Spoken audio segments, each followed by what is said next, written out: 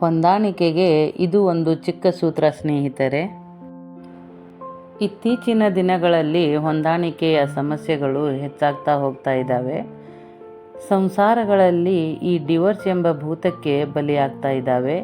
ಹೀಗಾಗಬಾರದೆಂದರೆ ನಾವು ತಂದೆ ತಾಯಿ ಹೇಳಿದಂತೆ ಮಕ್ಕಳು ಕೇಳಬೇಕು, ಅತ್ತೆ ಮಾವ ಹೇಳಿದಂತೆ ಸೊಸೆಯಂದರು ಕೂಡ ಕೇಳಬೇಕು. ಹೀಗೆ ಹಿರಿಯರು ಕಿರಿಯರು ಹೇಳಿದ ಮಾತುಗಳನ್ನು ನಾವು ಕೇಳ್ತಾ ಬಂದರೆ ಮನೆಯಲ್ಲಿ ಯಾವುದೇ ಸಮಸ್ಯೆ ಇರಲಾರದು. ನಮ್ಮ ಬದುಕಿನಲ್ಲಿ ನಾವು ಸಾಧಿಸುವ ಎಲ್ಲ ಸಾಧನೆಗಳಿಗಿಂತ ಮೊದಲು ಸಾಧಿಸಬೇಕಾದ ಸಾಧನೆ ಎಂದರೆ ಅದು ಹೊಂದಾಣಿಕೆ. ಹಾಗಾದರೆ ಹೊಂದಾಣಿಕೆಯು ಸಹ ಒಂದು ಸಾಧನೆ. ಹೌದು, ಅದೊಂದು ಬರೀ ಸಾಧನೆ ಅಲ್ಲ, ನಿಜಕ್ಕೂ ಅದೊಂದು ಮಹಾ ಸಾಧನೆ. ಅದಕ್ಕೆ ಹೇಳುವುದು ಸ್ನೇಹಿತರೆ, ಅಡ್ಜಸ್ಟ್ಮೆಂಟ್ ಈಸ್ ಎ ಅಚೀವ್ಮೆಂಟ್ ಅಂತ ಹೇಳಲಾಗುತ್ತದೆ.